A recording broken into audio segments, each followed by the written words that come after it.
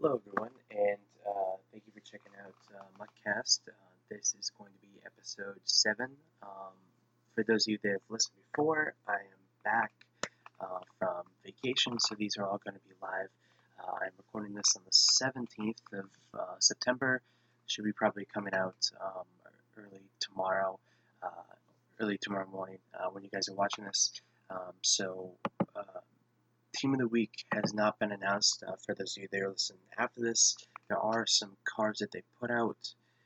I'm assuming that there are some Team of the Week cards that they put out that if they don't, if it wasn't affected by the Monday Night Football game that just happened, it looks like um, Patrick Mahomes and maybe Melvin Ingram are going to be the two um, set champions or the Team of the Week Masters, although might be Khalil Mack after watching that game. So look out for that. It's coming soon. There's no offensive player that would really say it's going to be the Team of the Week player.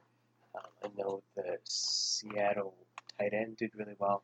I don't even know his name though, so I very much doubt he's going to be the Team of the Week player. Although he may make it on the roster for the Team of the Week. There's a few others: Daniil Hunter, Deshaun Jackson, Andy Dalton, Carter Allen, and then there's the lower tier ones. So yeah, I would assume that there's a couple people from the Monday night game that might make it into the lower tier ones, or maybe into the 84, 85 players. But besides Melvin Ingram changing, I would guess that it's going to be Melvin Ingram and Patrick Mahomes. And Patrick Mahomes seems like a lock to me, based upon what happened in the Monday night game. And of course, he threw for 6 touchdowns. This was released. I know if you follow EA Sports, they did do a Team of the Week blog, and I'm assuming that's pretty much going to stay the same. So it seems like that this might be kind of nice that they're giving a little preview of the Team of the Week before the Monday night game. I don't know if this is going to continue, but definitely if you're not following the Madden Ultimate Team, it's at EA Sports _ MUT. So MUT. If you're not following them, it's probably one of the best ways to get a bunch of information on what's coming out and what the new content is. Also in the news, I know Crelo put out a post on the forums, the EA forums. There are some people that apparently were in solo battles and they're receiving losses before the event even started, and they had the incorrect number of wins on the solo battles board. So they actually suspended it for, I believe, today and tomorrow, and they're going to adjust. Yeah, so it's going to be back on Wednesday, September 19th. For those people that have played, they're going to do something with the games. They're going to scrap the games in terms of leaderboards for this week, but they will be doing something for the games that people have played. For those that haven't played, like me, it's going to be similar to a few other weeks where they had to adjust it and start the solo battles on Wednesday. So essentially, you'll sign in, you'll probably see 4 losses, which is typically what they've been doing. And if you go through and you play our games, you obviously won't be able to get up to 250,000 for that elite tier, but they're going to adjust the tiers to not include those 4 games. So it does that they're going to communicate the information on the EA forums. Typically, Crelo and EA Sports will tweet those out. In fact, EA Sports retweeted Crelo's tweet So again, you can follow EA Sports _month or at EA _Kralo. So it's KRAELO for the most up to date stuff in terms of those that information. So they did, however, come out with it. So they're coming soon. I don't know exactly if they're in the game yet. I think they're probably coming tomorrow. A Cam Chancellor flashback, 90 overall. Darrell Williams, who I believe got injured on Sunday, so this could be his last card for a while. Darrell Williams, 90 overall heavyweights, and then Derek Johnson, 88 veterans. So the veterans card is two less than the other two cards. I mean, I was looking at this Cam Chancellor a little earlier because the fact that I have the campaign cam, and it's actually interesting. I was thinking about getting rid of him because I just he's kind of slow. I didn't think his zone coverage is that great, but this flashbacks card looks really good. So it does have 84 speed, which if you think about it, it's really fine because alright, so he's not going to catch Tyreek Hill, but when did Cam ever catch Tyreek Hill? And honestly, which safety really would? I mean, it's the whole point of most people trying to get Tyreek Hill or like a Randy Moss, is that there's almost no players that can catch them. So I don't think 84 speed's that bad, especially if you're playing some sort of cover 3 where one of your safeties is up near the line. But he's got 89 tackle, which obviously, he's if he gets a hold of someone, he's going to bring him down. 93 play rec, so he's not going to get fooled, which speaks to. He's also got 80 pursuit, so that the 84 speed, the play rec, and the pursuit is going to put him in the right position to make the tackle. 80 man coverage. I'm a little surprised by this because that's pretty good, especially if you take a look at some of the tight ends. In what their route running is, or even someone besides Christian McCaffrey for the running backs, that's going to lock them up. So it's a decent amount of wide receivers too. So at this time of the year, depending on what, because the fact that the route running is different if you're doing a short, medium, or long route. That route running maybe less, or maybe let's say like 82, 83, not that much higher than his 80 man, 89 zone. So that's very, very high, and then 94 hit power. So the one thing that I've noticed about Cam is that the campaign Cam, he knocks so many balls out of the receiver's hands. So especially, people are used to running at verticals and being able to hit the slot wide receiver, especially this year because they sort of nerfed the way that the users can animate. So Cam really seems to knock a lot of balls out of that guy in the slot, and that's super, super helpful. So I can't imagine. I know his campaign card is not at 94, although I believe it is over 90. I can't imagine what his 94 hit power is going to do. Darrell Williams, so he's got 83 strength. I honestly have no idea what that does. But besides the 83 strength, everything is 90 or above besides run, block, finesse.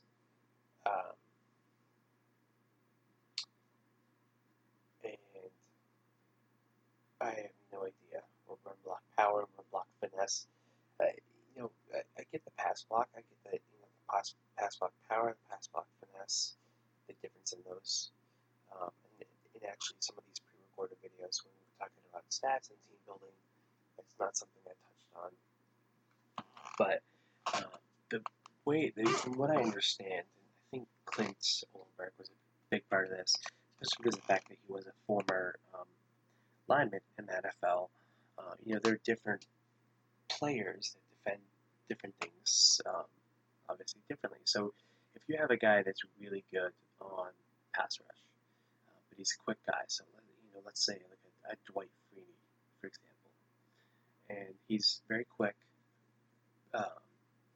very fast, but not that powerful. So again, this is probably a card that won't be that good in the run, but at the same time, if you have a tackle that's very strong, very sturdy, but maybe is not that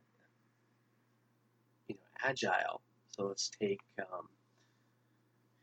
for example, like Marcus Cannon from the Patriots, or I'm sure you guys have some example of a guy that's not quite, doesn't quite have has a lot of strength, but doesn't quite have that quickness. So instead of just having one version of pass blocking, for example, Marcus Cannon had 90 pass blocking, but Dwight Freeney had 87 finesse move and 80 power move because it's not that powerful. Typically, Marcus Cannon is going to lock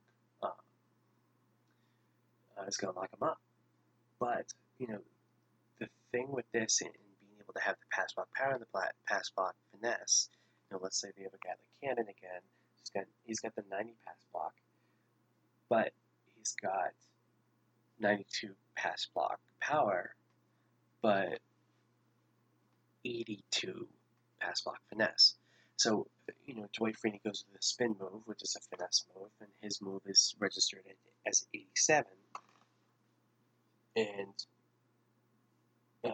Marcus Cannon, you are taking part of the calculations, I believe, of the 90 for his overall pass block, but then as well, his 82, you're factoring in his 82 finesse, which is below Dwight Freeney's 87 finesse move. So it's just to enable pass rushers to be able to have different types of rushing the passer, and to be able to penalize a guy that might not be as even keeled on the offensive side. So he's not able to shut everyone down, and that actually allows EA to be a little more diverse in the way they do power move and finesse move, especially those traits. So if you have a guy like Freeney that's going to take advantage of let's say a swim move, or let's say a spin move, because that's what he's known for, it's a spin move. He'll be able to every once in a while take advantage of Cannon. So even though Cannon's a pass blocker, and I'm just using him as an example, I'm not saying he's the best pass blocker. Let's whoever you want to say. Even though your tackle is a much better pass blocker, every once in a while, Dwight Freeney is going to fool him on a spin move if they're not balanced. But I don't exactly get how that factors into the run block power and the run block finesse. So obviously, similar thing. If you have a guy that's got swim move, that makes sense. But when you're run blocking, you're going towards the defender, so you're really using your strength on their strength. And obviously, when they try, and the only thing I could think of is you're going at them, and if your run blocking is 90, but your run block finesse is 82, then if the guy tries to shed the tackle using a swim move, then maybe it's going to go partially 90, partially 82. That's the only thing I can think of, honestly, because I don't exactly get. I get why it's in there for pass rushing, but I don't exactly get why it's in there for run blocking. Especially because they already have things for pulling guards, so such as agility. Maybe the run block finesse will. There's like a lead block statistic now. So I don't exactly know what the finesse is. So even if you have a guard that's pulling, if his run block finesse is 82, then he maybe has a lower chance than overall run blocking if his run blocking is 90 and his run block power is 90. But honestly, they have this lead block, they have agility, they have speed, obviously. So I don't exactly know where this finesse fits in. And honestly, there's got to be someone out there that's done testing that has a YouTube video up, but I haven't seen anything in terms of what actually qualifies or what that run block power, run block finesse go towards. So, obviously the back of the card, what I have at Darrell Williams is he has 90 awareness, which I think that's important for linemen, unless you have glitchy plays where you have the QB contained, and we'll talk about that in a second. I know when I was away, there was a patch, and there were a bunch of things that got patched that affect both MUT players and franchise players.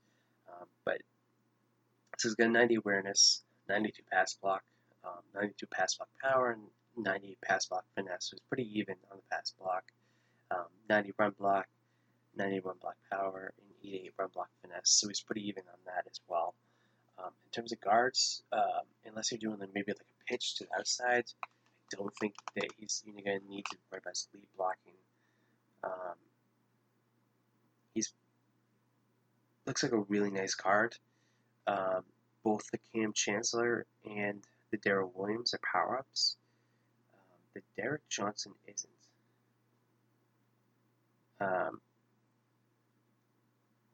Honestly, I didn't realize Derek Johnson was still in the league because I remember him being on the Chiefs for a very long time, but I don't remember him switching to the Raiders. And I figured that this is just sort of like a low-key legend when I saw this. So he's got 80 speed, which is 80 speed is pretty. It's pretty typical for a middle linebacker. I'd say this time of the year. So there are faster guys. Obviously, Deion Jones. I know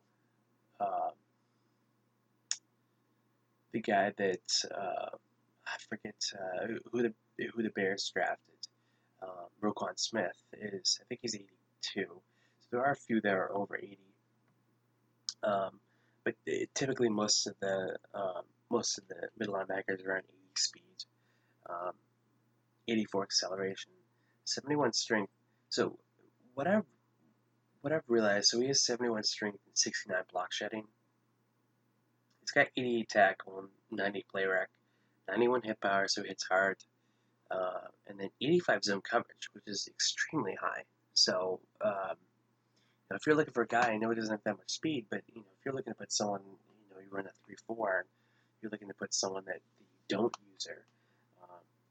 Maybe you have a Deion Jones that's a little faster.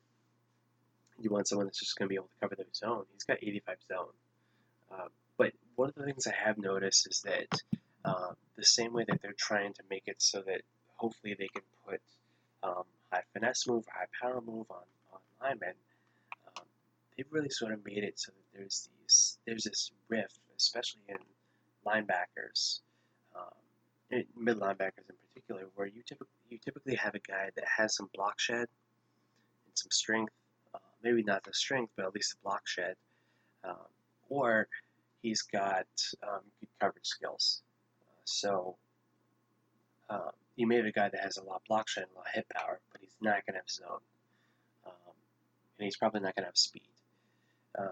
Or you may have a guy that's got some speed and some zone coverage, some good play rec, but he's not going to have the block shedding or the strength like Derek Johnson. So 71 strength, I have no idea where that factors in. I mean, honestly, again, someone must be doing testing that shows, when a lineman comes up against him and he's got 71 strength, he may shed the block, but he's going to be pushed back 2 yards before he does.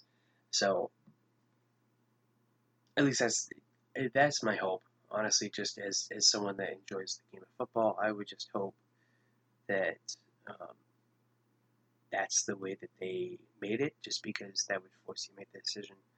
And I kind of like what EA is doing. So, I mean, you either do have one way or the other, where you have a guy that's good against a run, or you have a guy that's good against the pass. And it really forces you to figure out what you want to do.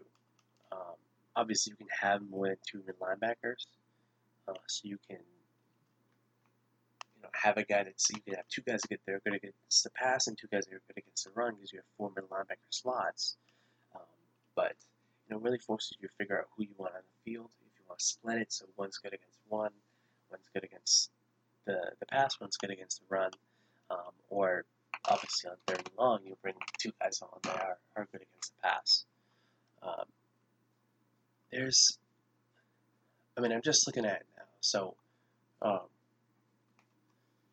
I actually have Michael Kendricks. It's got 81 speed and 81 acceleration. 72 strength. Honestly, I don't think there's any. I mean, besides if you have Ray Lewis or someone like Urlacher, there's not really that many linebackers that have that high strength. Um, the reason being, of course, is the later on we go in the year, they're going to need these guys to be able to get up into the 85s with having that being an improvement. He's only got 81 tackle, or 80 tackle. Sorry, he's powered up for me. And Kendrick's only a 77 zone, so he's got 82 block shedding, I believe. I have him powered up again, so he's 83 for me, but 82 block shedding and 77 zone. So I think a lot of people would assume this early in the year, 82 block shedding is good for a mid linebacker. But the 77 zone is not that great, as where someone like even the Mark Barron, the kickoff Mark Barron, has 80 zone coverage. So in 90 hit power, didn't realize that. But then again, he has 65 block shedding. So it's really that trade-off. I kind of like it, but I understand that there's obviously a lot of people that kind of want some good options that they can have a decent amount of block shed. But that as the year continues, we'll start to see that. We'll start to see some of those players, and honestly, I think we still haven't got to the point where there's the sometimes they'll do the breast cancer awareness promo a little bit later, and as well as of course, the Halloween promo. So we'll start to see some of those players, some of those big upgrades are coming out. And honestly, I know there's a few other people out there that have said that the way they're doing the cards, where the team of the week there's maybe I think I saw 10 to 12 of them that are not, and then the two masters. So a total of 12 or 14 cards for the team of the week, and they have one of each of the flashbacks, heavyweights, and veterans coming out each week. It's not a ton of content, but it is pretty regular, and it is something that's keeping the game fresh. So it feels better. It's not like there's a lot of cards that are coming out where it's I know is actually Gut Fox that I think mentioned this on his podcast, the MUTCast podcast, that it's not as formulaic. So that's really allowing EA to be able to take some time to actually upgrade these players.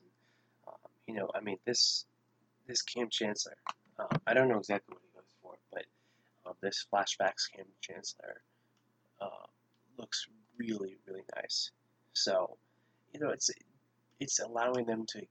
It seems like there's cards coming out every single day. It really does, especially with the Kickoff promo, which we haven't touched on, and we'll touch on in a second. But it seems like there's cards coming out every single week, and it's really allowed them to do that without seeming like there's too many cards out there and it doesn't really matter. what's coming out because it's not going to be that much better. It's just going to be, couple points here, a couple points in the catch, maybe +1 on the speed, but that's about it. It really does feel like these players are an upgrade. Cam Chance is going for 500,000 coins. So definitely a highly sought after card. I don't know exactly if he's selling for this much. But 500,000 coins, that's a lot of coins. So the Kickoff promo, I was away. I'm sure most of you at this point know what it is and know what's going on with it. And know the 3 players. There's Luke Kuechly, there's a Rob Gronkowski, and then there's a Antonio Brown. So all 3 of them obviously are power-ups. All 3 of them have very high overalls. Antonio Brown, obviously everyone got him to start the year off. So that Antonio Brown is maybe more sought after in terms of what people wanted. So he's not the sexy pick. I feel like a lot of people are probably picking out of the pack, Kuechly or Rob Gronkowski. But I feel like there's a lot of people that either are not doing it, that want the Antonio Brown, or are doing it and also want to add Antonio Brown because of the fact that they already have his core elite anyway. I feel like most people were surprised when this came out, just because of the fact that they had so many other things. They had the Team Diamonds. They had a lot of things that were coming out. And of course, Ultimate Kickoff, and it didn't coincide with the beginning of the NFL season, but to have something so close to the beginning of Madden and not have that be the kickoff, at least for myself, I was really, really surprised that happened. But there are some really good players: Ezekiel Elliott, Brandon Graham, Casey Hayward, and Drew Brees are all 90s. I gotta say, I feel like it's not that Ezekiel Elliott's a bad card. Not saying that. He's going for about 210 right now, which seems to say that a lot of people don't really want him. Or they're all going down in price right now. But 89 speed, 89 carry, the 91 agility is nice because I think you can get never stumble. He's a power up, obviously. 67 catches, not great catching. 74 trucking, so also not great trucking. But 88 great tackles. So, not to say he's not a good card, but I think a lot of people already have the Saquon, either through their redemption of the set last year, and they have that rookie premiere, or they might have already got the rookie premiere. The fact that I'm level 37 and my rookie Williams is 84, 85. So he's getting up there towards Ezekiel Elliott. He might not get up to 89 speed pretty soon, but he's getting up there in terms of being close to that 90 overall. And of course, by the time I reach level 50, without buying packs, I'm going to be able to have him at a 92. So I think that really puts Ezekiel Elliott at a disadvantage. But Drew Brees, I know a lot of people like to run. He's also going for 210. So that just may be the going rate. But he's got 65 speed, so those people that like to run, he's not going to be the best option. His throw power is 88. It's good. It's not something, I'm sure a lot of people are looking for that 90 plus throw power. Throw accuracy short is 93. I have heard that the way that the thresholds work is 80, 85 for mid, and then 90 for throw accuracy deep. So that 93 is similar to the way that Alex Smith that just came out looked, where it's it's nice that's 93 for throw accuracy short, but if there is these thresholds, even if there isn't, 90 plus at this point, it's a short pass. It should be more accurate anyway.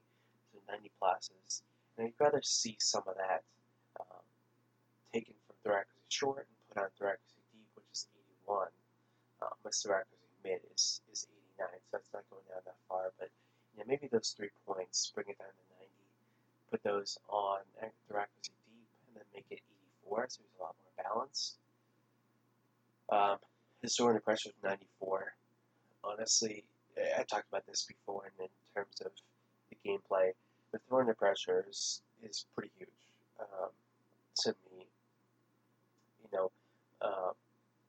There's a lot more pressure in the game this year, even if you're doing solo battles. And that throw under pressure is big time because you're going to be under pressure, and the throws are super inaccurate if you're under pressure and you don't have good throw under pressure. So I think that's huge. That's 94. It means you can stand in against the zero blitzes people are throwing at you, and still be able to throw an inaccurate ball to the one-on-one coverage. Throwing the one's 81, so it's pretty good for a guy that doesn't actually run. Then play action's 88.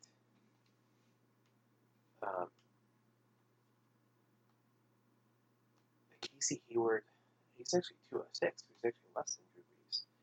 I'm a little surprised about that, especially because of the fact that his main coverage is 90, his zone coverage is 93, and his press is 90. So his play rec's 94. So I'm leaving off. He's not a high jumper. He's 81. His acceleration and speed are both 86, and his agility is 85.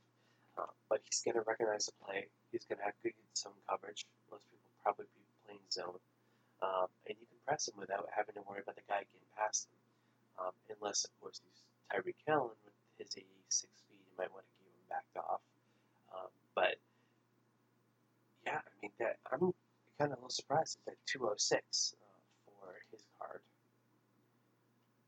Because that looks like a really good card. And I hadn't been thinking about that before, but that looks like a really good card. Brandon Graham is at 209, so it looks pretty difficult. All these guys are between 200 and 210. His speed is 74. So he's sort of an example. He's got 91 power moves and 84 finesse moves. So, for example, if you have a tackle that's not quite as strong, his power moves are going to be able to, his bull rush, for example, is going to be able to overpower that tackle a lot more. He's not going to be able to spin that well. Obviously, 84 is pretty good, especially this time of the year, but he's not going to be able to spin or swim move as well as he's going to be able to bull rush.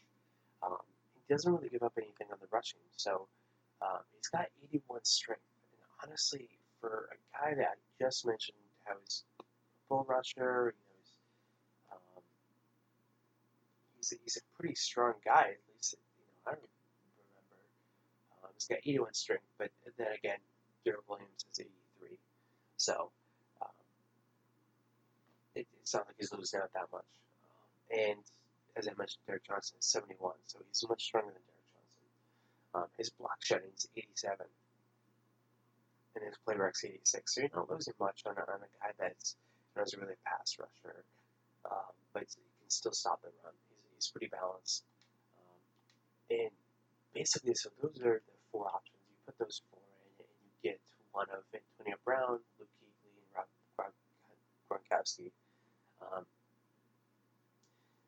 Again, I mean, like if you, for example, obviously have the Antonio Brown, that's the elite player, but I have Rob Gronkowski powered up to an 84 overall, so I need him powered. I need to bring him up to 87, and then I can get the core elite at 89. But if you are planning on doing the sets, I would just take a look at, let's say that you've already started Luke Kuechly before this came out, and you're sort of trying to figure out which one to go with. Honestly, I'd go with that. Now, you get these back all NAT. There's a great video that by Popular Stranger out there talking about how you can get a free quote-unquote limited time card. So I do want to preference that, and I wrote him a comment as well that this quote-unquote limited time card does have to be a power-up card. Because the great thing about getting these 4 players back is they give you about 1,100 training for every single player. If you quick sell all of them, that's going to give you about 4,400.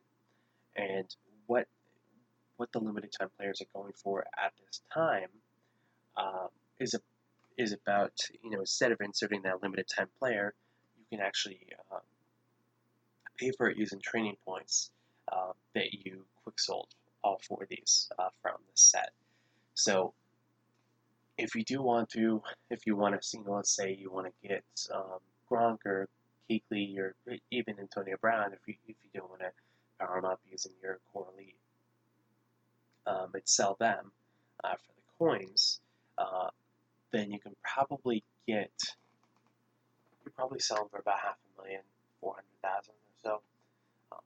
And as I mentioned, each one of these cards is going for about 200,000. So it's going to take about 600,000 to complete the set. If you can get kind of close to that, you can get pretty close to a free elite, maybe about 100,000 or so for a limited time card,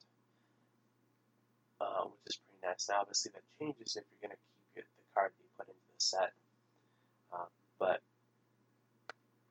you do actually get, I believe you get enough cards from the solos to be able to complete one of these. So I was able to do the ultimate kickoff golds to elite at least once.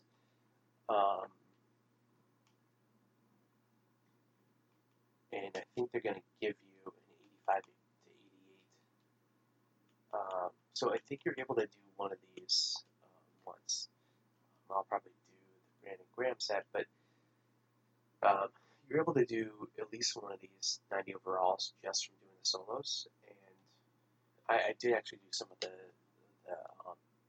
daily challenges. So just, this ends, I think, on the 20th. So it's not a ton of time if you haven't started it. I'm 86 out of 99 through, so I'm pretty close at this time.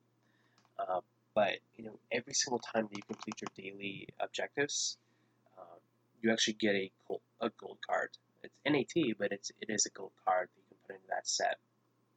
So, and of course, if you don't use it for this promo, you can always just quick sell it for training, or just put it into the gold collectible set.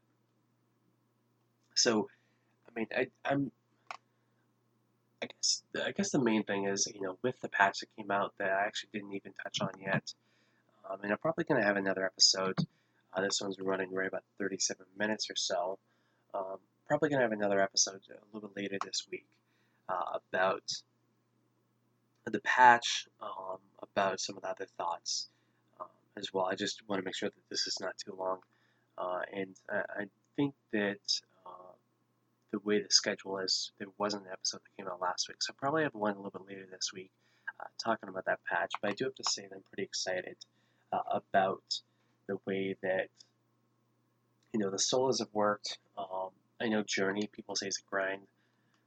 It doesn't always have to be a bad thing.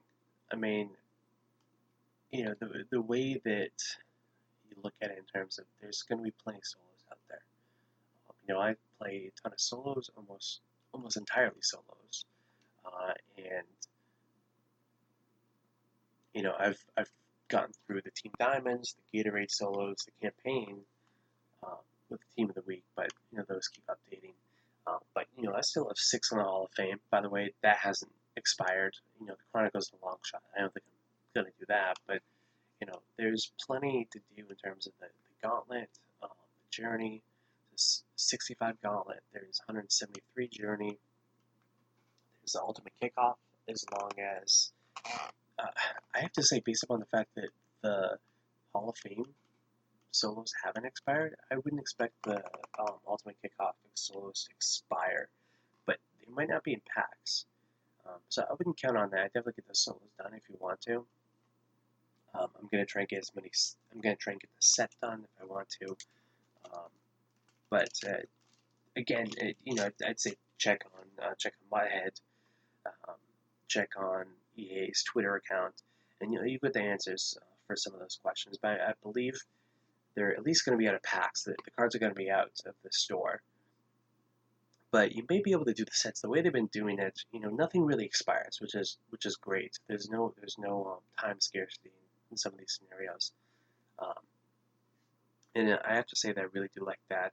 Um, everyone hates to be at Target when a new promo drops, and or on vacation, and like myself, and new promo drops, and you just have no time to complete it.